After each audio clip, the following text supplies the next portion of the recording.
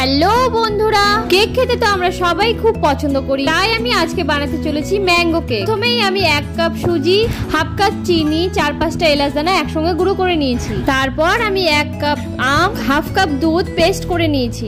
এবারে আমি সুজি আর আমের পেস্টটা একসঙ্গে ভালো করে মিশিয়ে আধা ঘন্টার জন্য রেস্টে রেখে দিলাম। এগুলো ড্রাই ফ্রুটে আটা মেখে রেখে দিলাম। এদিকে আমি কেক টিনটাকে রেডি করে নিলাম আর কড়াইয়ে নুন দিয়ে কড়াইটা 10 মিনিটের জন্য ঢেকে গরম হতে দিলাম। আধা ঘন্টা রেস্ট হওয়ার পর 3 টেবিল স্পুন সাদা তেল দিয়ে দেবো। দিয়ে ভালো করে মিশিয়ে ড্রাই ফ্রুট গুলো দিয়ে বেকিং পাউডার দিয়ে ভালো করে মিশিয়ে এবার কেক টিনের মধ্যে নিয়ে নেব। আর একটু ড্রাই ফ্রুট সাজিয়ে নিয়ে বেক করতে রেখে দেবো হালকা আছে 45 মিনিটের জন্য। আর আগে এটা খোলা যাবে না। 45 মিনিট হয়ে গেলে আমরা ঢাকা খুলে চেক করে নেব। ছুরি দিয়ে চেক করে নিয়েছি, দেখো ছুরিতে একটু লেগে আসেনি, তার মানে এটা বেক হয়ে গেছে। এত সুন্দর কেক তোমরা খুবই সহজে ঘরে বানিয়ে নিতে পারো। যদি তোমাদের ভিডিওটা ভালো লেগে